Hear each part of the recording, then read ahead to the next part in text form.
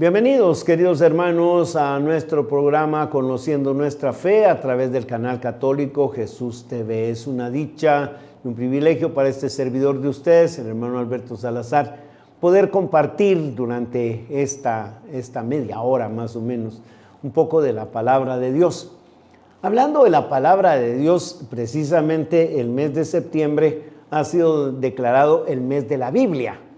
Y esto porque a finales de mes, el 30 de septiembre, la iglesia celebra la fiesta de San Jerónimo. San Jerónimo pues fue un gran sabio, no cabe la menor duda, conocedor de los idiomas y de todo eso, y entonces el Papa San Dámaso le pidió a San Jerónimo hacer la traducción de los idiomas originales de la Biblia. La Biblia fue escrita en hebreo, en arameo, en griego, y el Papa San Dámaso le pidió a San Jerónimo que tradujera estos escritos al latín vulgar, es decir, al latín corriente, pues al latín que se hablaba en el tiempo en que estaban viviendo. San Jerónimo emprende esta tremenda tarea y logra hacer la traducción que es conocida como la Vulgata Latina, es decir, la traducción al latín vulgar. Esta Vulgata va a ser de alguna manera la versión oficial, podríamos decir, de la Biblia para la iglesia cristiana y para la iglesia católica. Es más, de esta traducción de San Jerónimo es que van a partir las traducciones a otros idiomas. El caso incluso de Martín Lutero, cuando traduce la Sagrada Escritura al alemán, se basa en la Vulgata Latina, ¿verdad? En la Vulgata de San Jerónimo. Bueno, entonces estamos por eso en el mes de la Biblia. Ahora, imagínense ustedes que se encuentran dos hermanos, ¿verdad? Cada uno con su Biblia. Pero resulta que uno pertenece a la Iglesia Católica y el otro pues pertenece a una de las tantas denominaciones que se llaman cristianas, pero que no están en plena comunión con la Iglesia. Y entonces viene ¿cómo se llama? El hermano no católico y le dice al católico: en el libro del Apocalipsis encontramos que el que le agregue algo a los escritos de este libro, la Biblia, bueno, pues se le van a agregar las maldiciones que están en el Antiguo Testamento.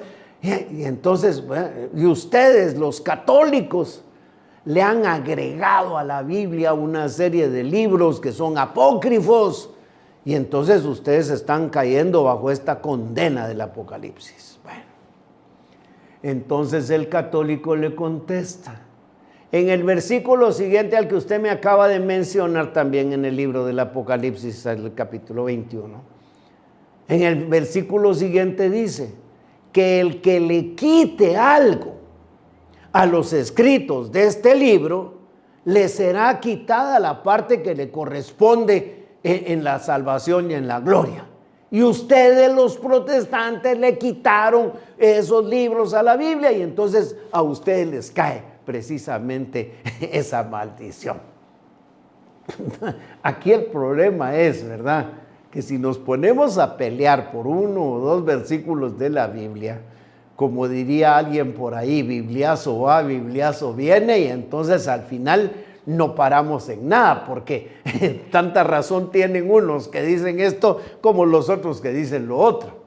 Bueno, entonces, para entender bien cuáles son los libros que están contenidos en la Sagrada Escritura y que son aceptados precisamente como inspirados por nuestra iglesia, pues conviene que hagamos un poco de estudio acerca de esto y nos demos cuenta pues que todo esto ha sido un proceso y que hay datos históricos que nos pueden ayudar a entender por qué, mientras nosotros los católicos tenemos una cantidad de libros, los hermanos protestantes tienen menos libros que nosotros, y quién tiene la razón.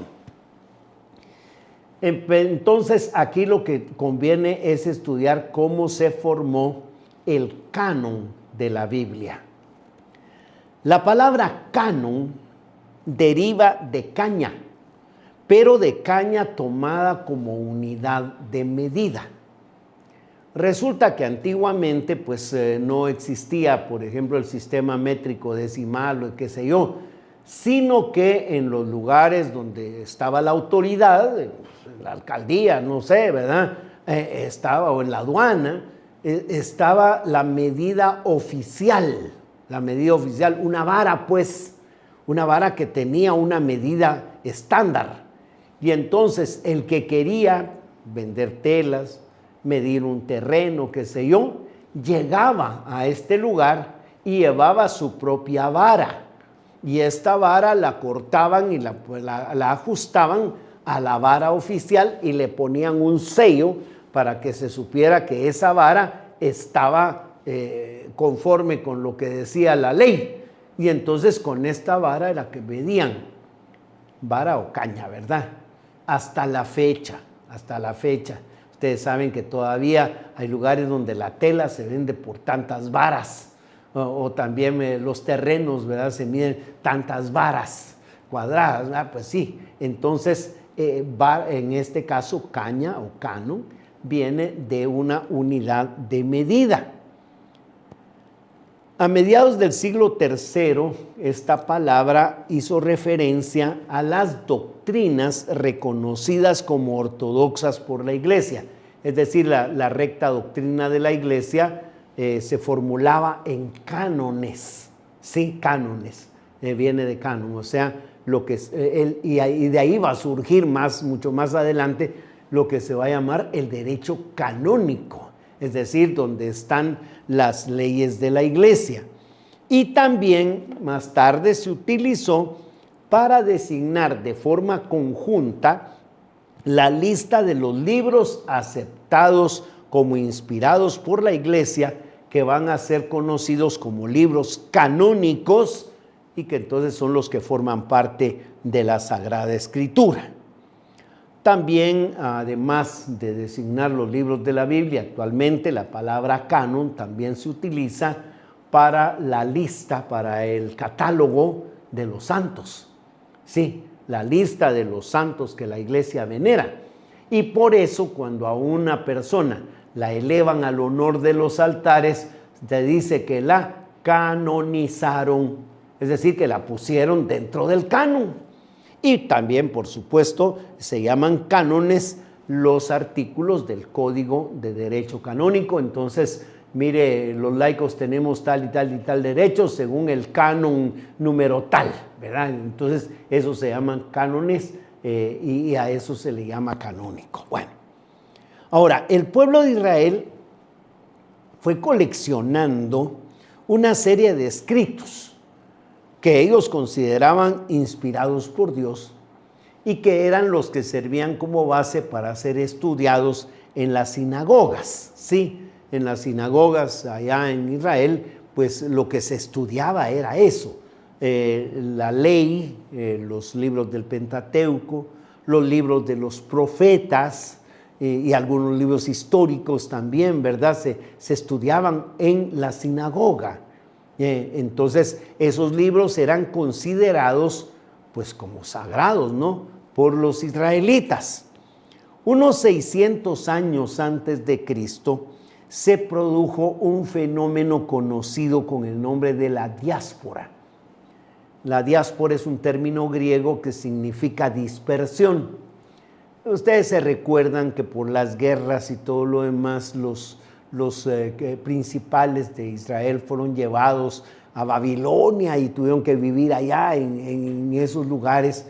Y lógicamente, aunque algunos regresaron, se crearon, podríamos decir así, colonias de israelitas viviendo fuera del territorio de Israel. Cuando Nabucodonosor II conquistó el reino de Judá, destruyó el templo y se llevó a los líderes deportados a Babilonia, Pues entonces esto fue lo que dio inicio a este fenómeno conocido como la diáspora. O sea, allá, la dispersión, lo que se le llama, qué sé yo, el destierro famoso de Babilonia. Más o menos a principios del siglo III antes de Cristo, es decir, por ahí por el año 280 antes de Cristo, se realizó en Alejandría la traducción de los libros sagrados de los israelitas al griego. Vea, este fenómeno de la diáspora nosotros de alguna manera lo entendemos muy bien, porque de alguna manera también lo estamos viviendo en el momento actual. ¿Cuántos hermanos nuestros, guatemaltecos como nosotros, han emigrado a otros países y bueno, pues allá lógicamente están viviendo de acuerdo a las costumbres, a la forma de vida de esos países? Y esto va incluido con el idioma. Yo me recuerdo que cuando era muy niño todavía, joven todavía, unos tíos míos se fueron a vivir a los Estados Unidos y se llevaron a sus hijos, mis primos, ¿verdad? Que tenían más o menos la misma edad que yo. Lógicamente ellos se fueron a vivir allá y allá, claro, en la casa hablaban español porque era el idioma de mis tíos. Pero como tuvieron que ponerlos en el colegio, tuvieron que ponerlos en la escuela, pues tuvieron que aprender y entonces tuvieron que aprender inglés. Y entonces era más fácil para ellos, con sus compañeros de estudio y todo lo demás, entenderse en inglés. Tanto así que cuando uno de ellos regresó al cabo del tiempo a visitarnos, bueno, pues resulta que hablaba, como decimos nosotros, un poco mitad pie y mitad caballo, pues, o hablaba, decía palabras en castellano, pero pensando en inglés. Él le decía a mi abuelita: tía Anita, por favor, planche mi café pantalón. Mi café pantalón, ¿cómo así? Sí, nosotros decimos pantalón café y es que la forma de construcción del inglés es diferente del castellano. Un día me encuentro a mi primo parado en la avenida Elena, ¿verdad? Parado en la avenida Elena, y digo: ¿qué te pasa? ¿Qué estás haciendo aquí? Esperando el bus, me dijo. Bueno, le digo, pero han pasado como 3 o 4, ¿por qué no? Es que no han parado. Y no les has hecho señas para que paren, le dije. Aquí hay que indicarle a los del bus que necesitas subirte, porque no es como en Estados Unidos que hay estaciones propias para subir. Bueno, total, o sea, pues esto nos hace entender un poquito este fenómeno de la diáspora. Eran israelitas, vivían allá y lógicamente ya hablaban más el griego que el hebreo. Y entonces, a principios del siglo III, allá por el 280, se realiza en Alejandría la traducción de los libros israelitas al griego. Esta traducción es conocida como la traducción de los 70. Algunos en latín la llaman la Septuaginta, ¿verdad? La traducción de los 70. Vamos a decir que la orden provino del rey Ptolomeo Filadelfo, que reinó entre el 284 y el 246 a.C. Y bueno, pues de alguna manera el fin de esta traducción era tener un compendio de los textos sagrados judíos en la Biblioteca de Alejandría, que era una de las 7 maravillas del mundo, y está rodeada de ciertos datos, voy a decir un tanto legendarios.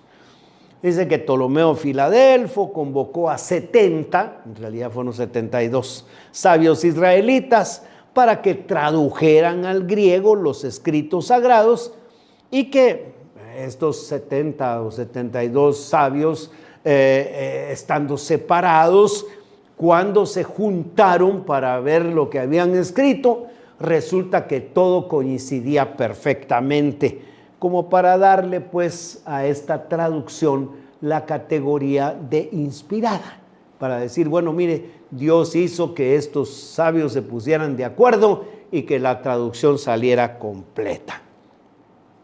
Entonces resulta que al volver de la diáspora, los emigrantes traían consigo, es decir, algunos que regresaron de la diáspora, llevaban una copia precisamente de esta famosa traducción de los 70.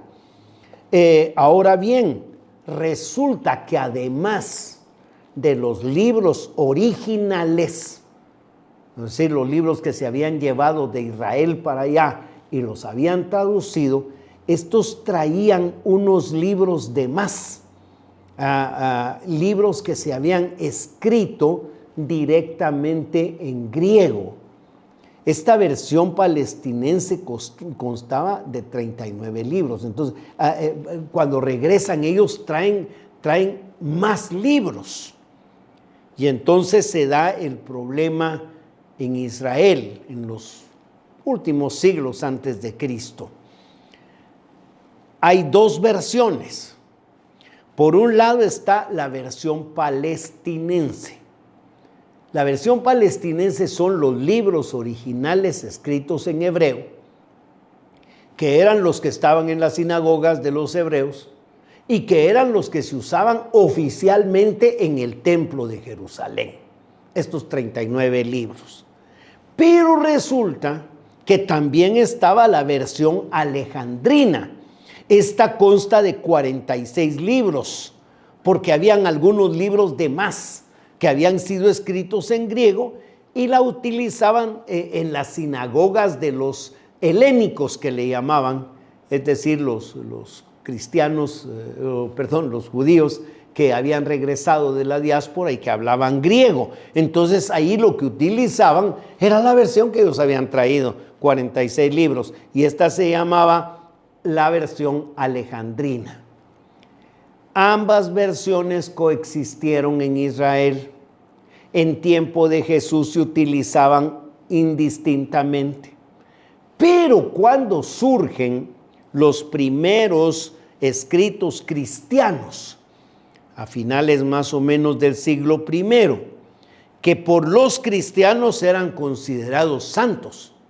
Esto lo podemos ver cuando, por ejemplo, el apóstol San Pedro, en la segunda carta de San Pedro, capítulo 3, versículo 16, al hablar de las cartas de San Pablo, dice que que algunos las malinterpretan como lo hacen con las demás escrituras. Es decir, para San Pedro, fíjese bien, para San Pedro, las cartas de San Pablo forman parte de la Sagrada Escritura, y esto pone la alarma, por supuesto, en los judíos. Hacia el año 100 más o menos, entre el 90 y el 100 de la era cristiana, se reúnen los rabinos israelitas, los rabinos judíos, se reúnen en una ciudad que se llama Yamnia. Ahí pues disponen oficializar, dijéramos así, oficializar el canon para los judíos. Y entonces ellos disponen que el canon oficial de los judíos va a ser precisamente el de 39 libros que están escritos en hebreo, que se utilizan en el templo, que se utilizan en las sinagogas de los israelitas. ¿Sí? Esa es la disposición que toman. Claro, van a haber algunas razones ahí muy especiales. En primer lugar, dicen ellos que los libros los libros sagrados deben estar escritos en hebreo, porque si Dios es el Dios de los judíos, el Dios de los hebreos, de los israelitas, Dios no habla otro idioma que no sea el hebreo. Entonces los libros sagrados tienen que estar escritos en hebreo. Claro, los libros de los cristianos generalmente estaban escritos en griego, porque los cristianos, los primeros apóstoles, se movían más en el mundo grecolatino que en Jerusalén. San Pablo pues andaba por por toda la parte esta de Grecia y del Asia Menor y todo lo demás. Pues, San Juan se fue a vivir a Éfeso, San Pedro y San Marcos vivieron en Roma, entonces ellos ya no utilizaban tanto el hebreo. Entonces los rabinos de Jamnia dijeron, bueno, solo los libros escritos en hebreo. Otra razón que dieron fue, tienen que estar incluidos dentro de una lista que hizo Esdras. Esdras es un sacerdote, un dignatario del templo de Israel, y entonces este Esdras hace una lista. Claro, la lista la hizo más o menos en el año 100 antes de Cristo.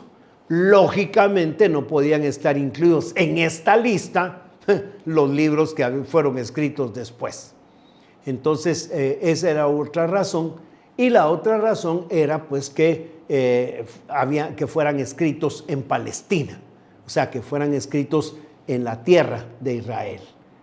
Claro, como les explico, los libros de los cristianos estaban siendo redactados generalmente en la diáspora. Estas son las razones por las que los judíos de Jamnia deciden utilizar el canon palestinense de 39 libros y oficializarlo. Con esto no hay ningún problema para los cristianos, porque como es una disposición de los israelitas, entonces los cristianos seguirán utilizando la versión que a ellos mejor les conviene, y en este caso va a ser la versión alejandrina. ¿Por qué? Porque está escrita en griego, porque ellos se están moviendo en el mundo grecolatino. Cuando San Pablo le habla, pide que le lleven los pergaminos, pues, los escritos, de lo que está hablando es de eso, de la versión alejandrina de la Sagrada Escritura, y por eso los cristianos van a tener esta versión con 73 libros. ¿Por qué? Porque le van a agregar a los 46 que venían ya de la diáspora, le van a agregar los 27 del Nuevo Testamento. Entonces, la iglesia primitiva aceptó y utilizó el canon largo, tanto en la época del Antiguo Testamento y sobre todo en la iglesia primitiva, surgieron algunos libros, algunos escritos que pretendieron ser inspirados por Dios y que sin embargo no fueron aceptados como tales por los rabinos israelitas. El documento más antiguo de la Iglesia Católica, donde se da una lista de los libros inspirados, es el Decreto de San Dámaso del año 382.